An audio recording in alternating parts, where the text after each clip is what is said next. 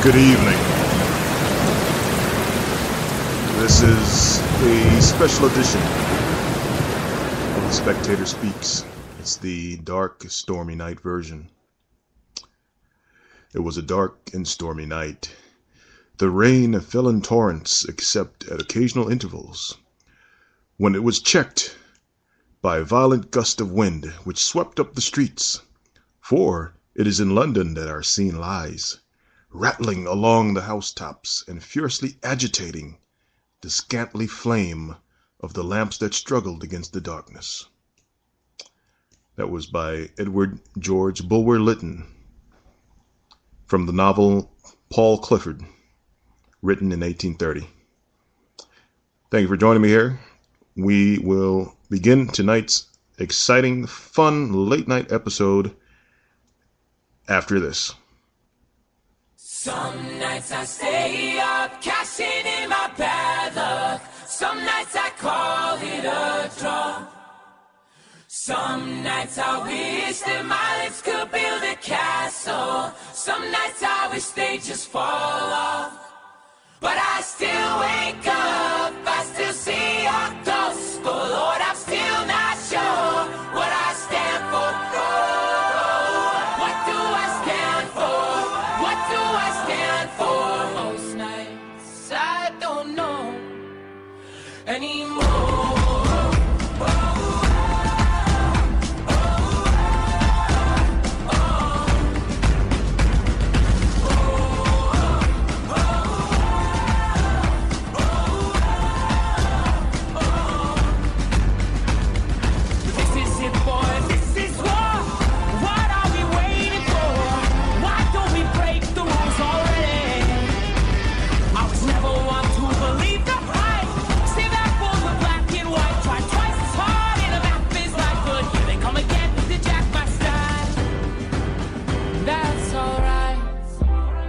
Found a martyr in my bed tonight. Stops my bones from wandering. Just why am, oh, who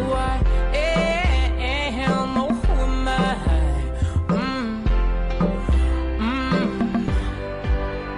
Well, some nights I wish that this all would end, 'cause I could use some friends for a change. And some nights I'm scared you'll forget me again. But some nights I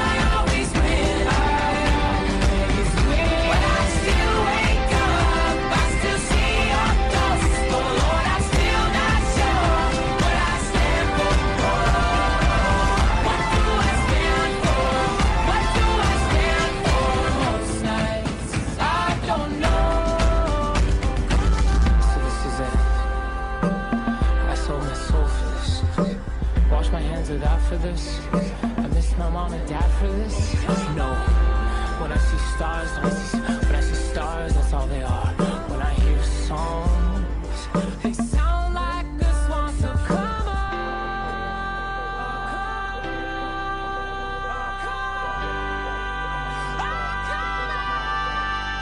Well, girls, you guys, daddy's on. 5 minutes in and I'm bored again. 10 years of this, I'm not sure if anybody understands. This one is not for the folks at home. Welcome, folks. This is James MacArthur, the Baltimore Spectator. Before we even go into the show, I do have a bit of a breaking news item. It's a traffic alert from Baltimore Police. It's 83 North, they tweeted. 83 North at JFX. 83 North, rather, JFX at Northern Parkway ramp is flooded and closed until further notice. Of course, with the alerts, with the emergency action issued earlier. You're not supposed to be on the road anyways, but we wanted you to know that that portion of a local roadway is absolutely closed.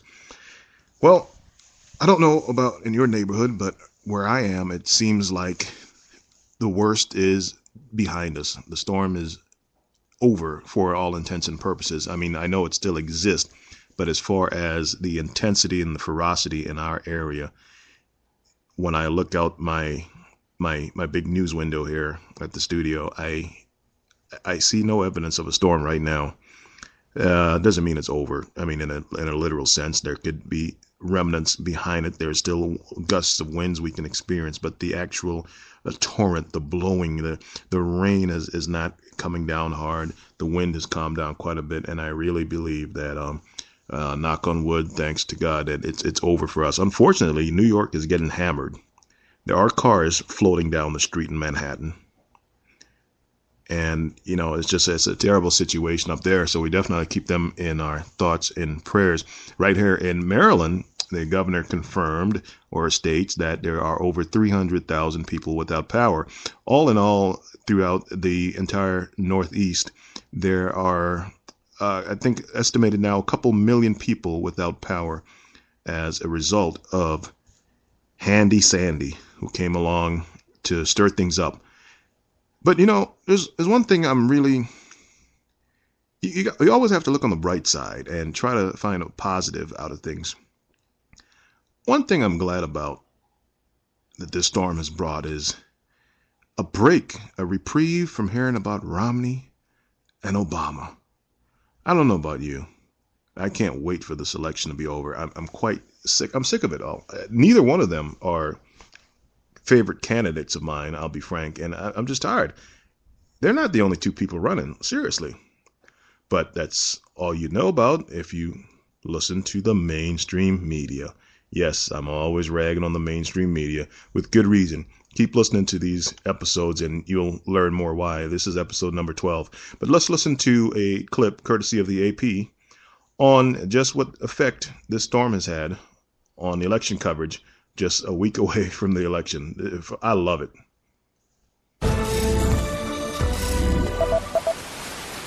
Hurricane Sandy has managed to do something that no other man-made or natural power could have accomplished.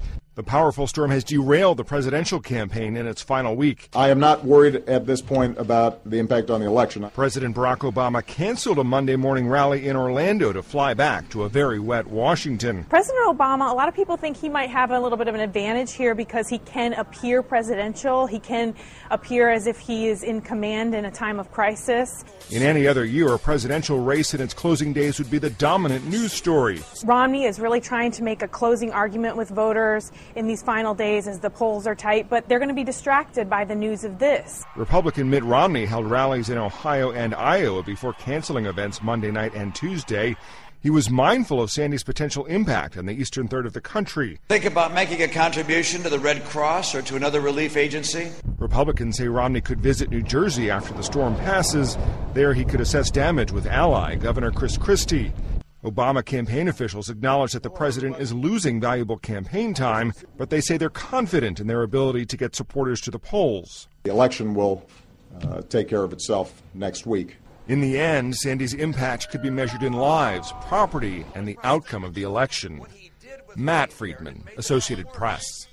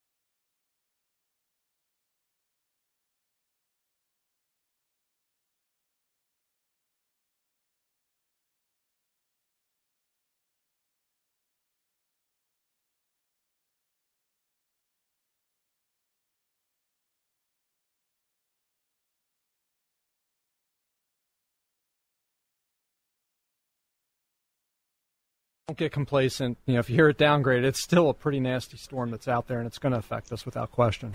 Yeah, I know you guys have been doing a lot of work over the last year on trimming trees and taking the proactive steps to make this as bearable as possible under these circumstances. I guess the big fear of people obviously is losing power, and that's something I guess weather is weather that they should prepare for. Yeah, there's no question. It's ironic that for everybody that understands and wants us to trim trees, we've been running into problems at times, frankly, where customers will say, no, you shouldn't trim it because it's going to change the look and feel of the landscape. At the end of the day, this is why we trim trees, because we're going to have some significant weather. This is going to be a long wind duration event. We've heard John Collins talk about it and others, that the wind is going to last quite a while. Right. And we still have foliage on our trees. Think about an umbrella, think about a parachute. Wind gets into those trees, and it will pull those trees down on top of the line. It won't take much. And it's the same thing with the ground. The ground is saturated. So those trees can come down. But at the end of the day, we're taking all the steps we can at this point. We've asked for 2,000 utility workers. Normally we ask for about 1,000 when we have a storm come through. We've got these folks coming already to us from as far away as New Mexico, Oklahoma, Texas. They're already en route to us. And we'll bed them down and have them stage out of 4 locations: M&T Bank Stadium, Ripken Stadium, BWI, and Timonium Fairgrounds.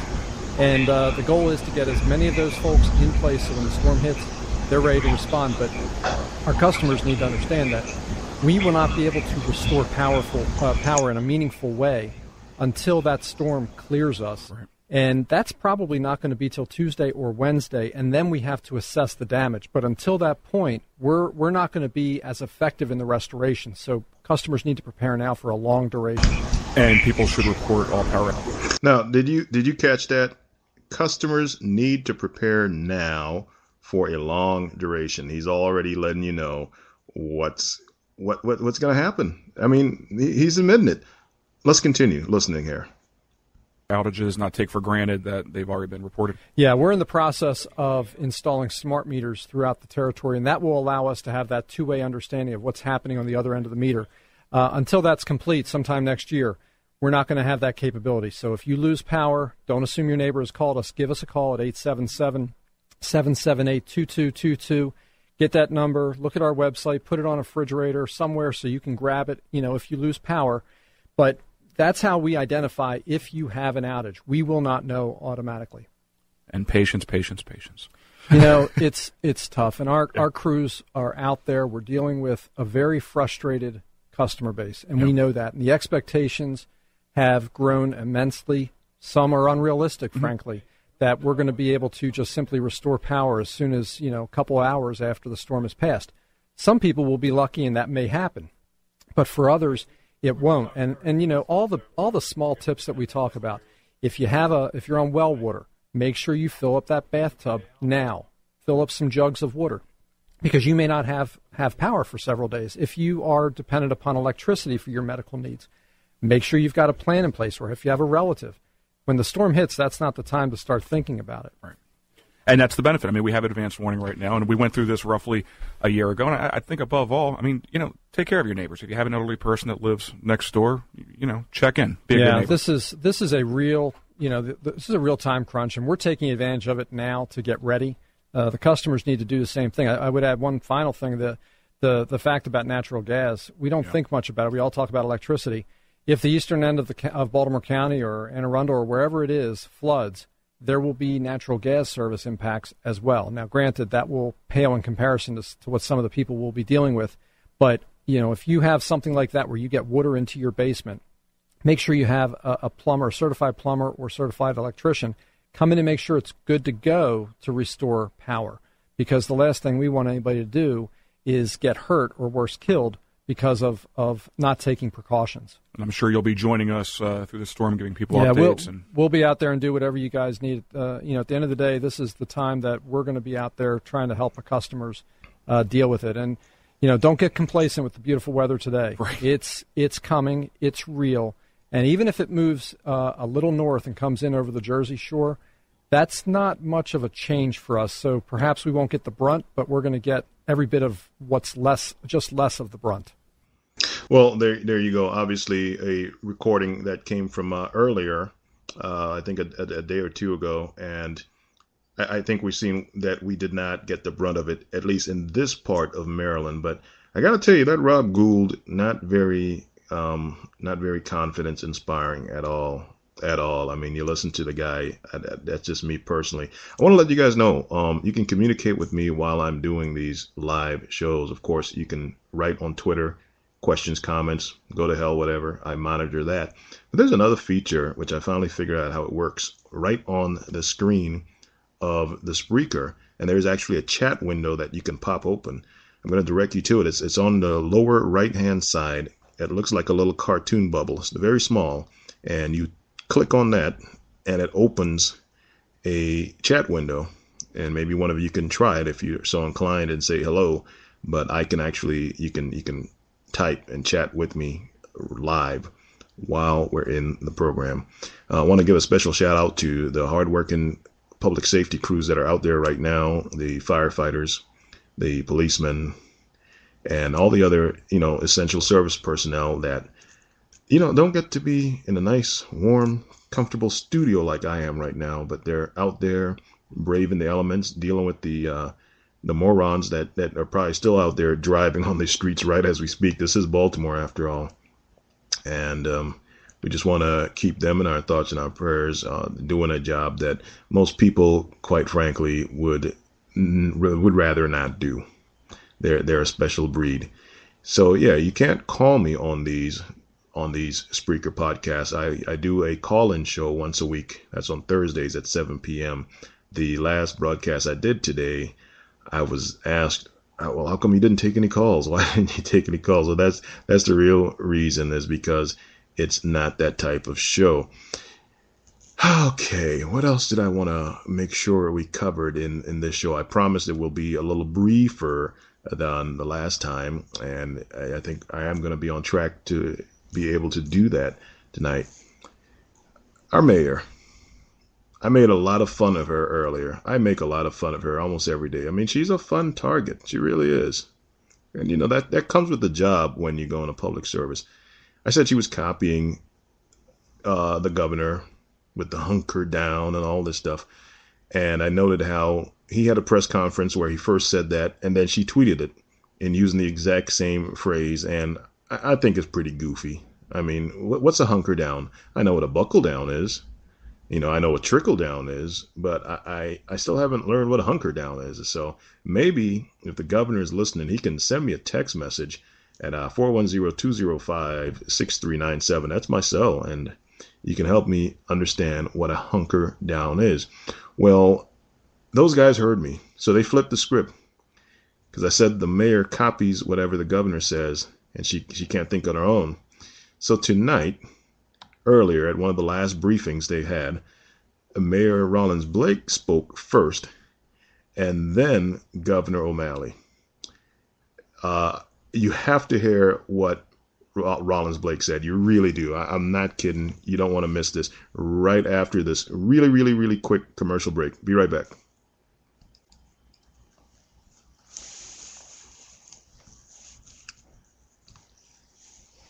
Okay, we're back. Welcome back. Hey, okay, what's up? What's up, Kenny? I see you're in the chat room there. So I'm gonna multitasking, running the show, working the board, and typing at the same time. But this is pretty cool. Just trying out this experiment here. And the vast majority of the listeners are in the replay podcast, so they're gonna be like, "What is this guy talking about?" They don't have the chat window, but I made fun of the mayor all over Twitter. I said I want Hunker Down to start trending, and I just goofed on her nonstop.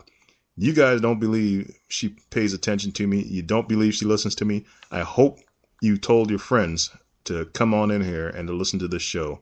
I hope you're paying attention to what I'm about to play. You got to listen closely here. And we continue to have our police officers stationed throughout the city. Everyone's in uniform. I'm really pleased with the way the police officers, as well as the fire department, everyone, the officers, firefighters have come together. We have a good amount of resources in place, and we are watching and waiting and hunkering down. And it's wait a minute. Did you hear the way she said that? She didn't just. Did anybody catch it? I think you missed that. I think you need to hear that again. Now tell me that wasn't in response to me repeatedly using the term, making fun of it, like I've been doing all night. Let's hear that again. We are watching and waiting and hunkering down. And see, the mayor has a sense of humor. Believe me, she does. She's been listening. I'm gonna let her finish talking here. Believe it or not, and I know it is hard to believe, what she says, she did have a halfway decent message to deliver here tonight from this earlier briefing. It's one of those hurry up and wait situations because we know it's going to get worse in the next couple of hours. We're just ready to respond. You implemented travel restrictions, no driving on the streets of Baltimore between 6 p.m. and 12 o'clock tomorrow, unless you're in an emergency. Are you finding that people are complying with that? They are, because they know it's for their safety and it's the best thing to do. We have debris that's coming, that's flying around. We have trees that are coming down. We have standing water in the roads. Many of our roads have been closed. Well, so there you have it. Do you guys believe me now that Stephanie Rons Blake has been paying attention and she caught my joking about hunker down? I don't know about where you are, but like I said at the top of the broadcast, it's a lot calmer here, almost as if there's nothing going on outside right now. And, knock on wood, let's hope and pray that it will stay that way. And perhaps even the restriction that she's imposed will be lifted before noon, although she doesn't want us driving until noon. But perhaps a reassessment will be done at daybreak, and we may be able to get on the road so, we can be open for business, as they say, a lot sooner. I can only imagine what the economic impact of this sort of thing is. I mean, you have a whole city shut down. You got the buses, like O'Malley says, that's usually the last thing to be shut down would be the buses. Once you do that, everything is done because you do it in increments. But once you can't even get on a bus, it's pretty much a wrap. It's over. Kids will not be going to school, and they're going to be stuck in the house. We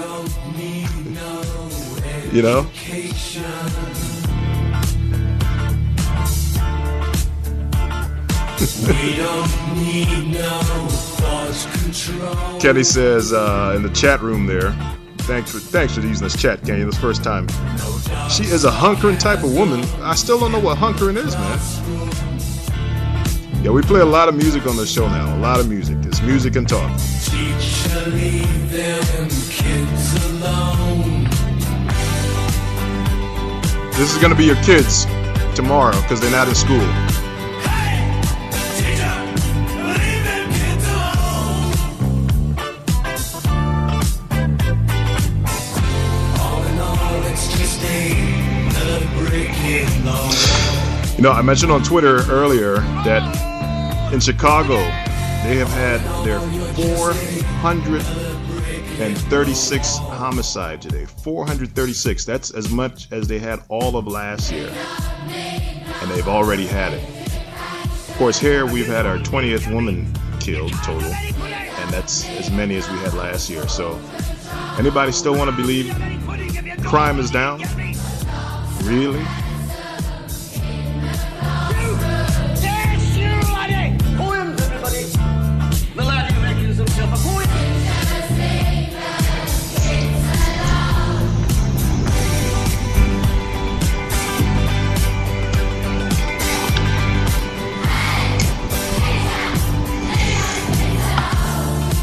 Yeah, that's going to be your kids tomorrow. Instead of being in school and learning, they're going to be getting into trouble, causing a ruckus, making noise, driving you out of your mind.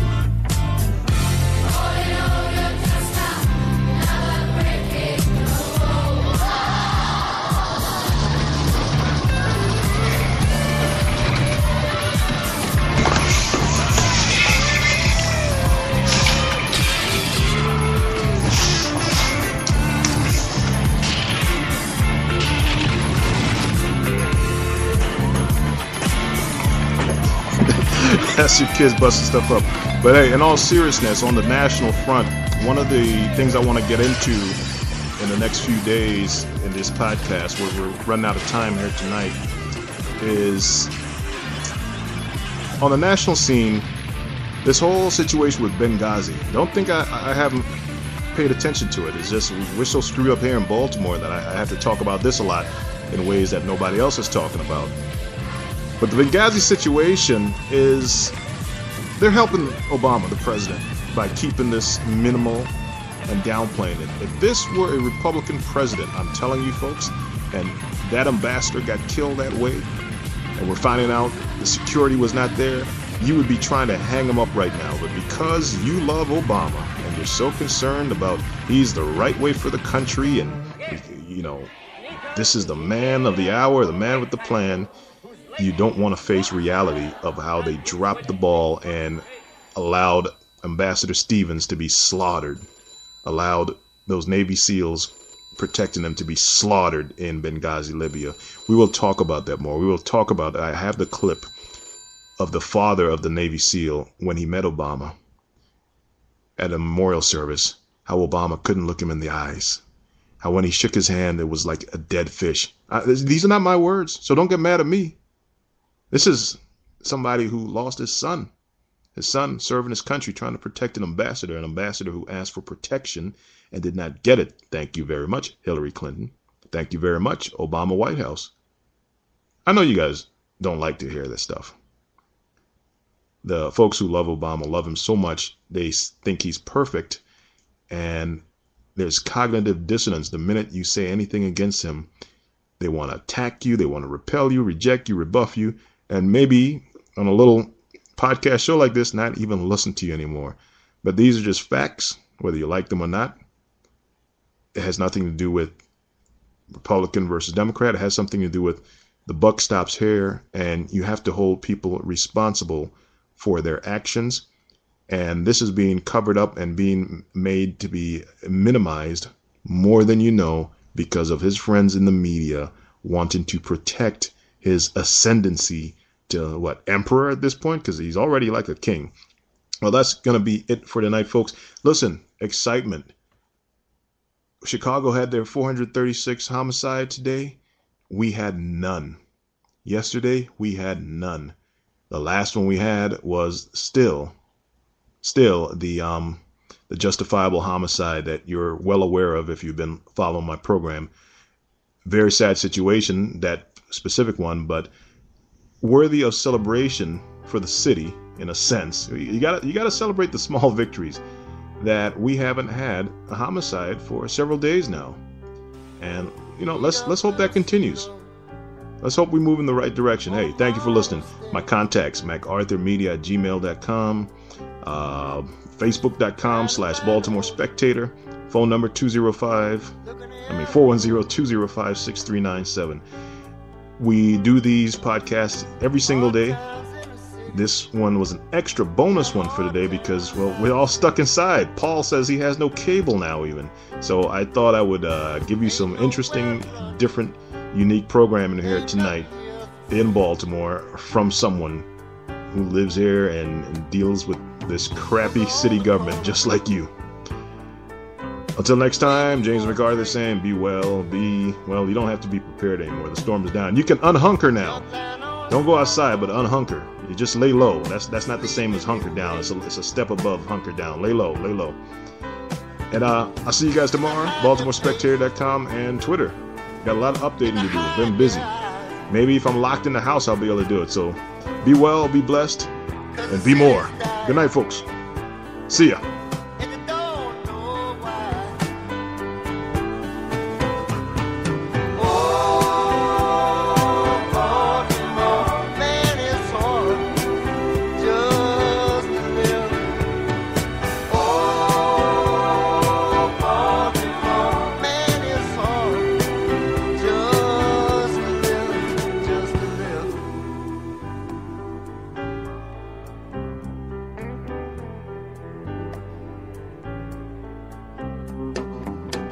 My sister saying it, my little brother Ray, by a big old wagon to haul us all away.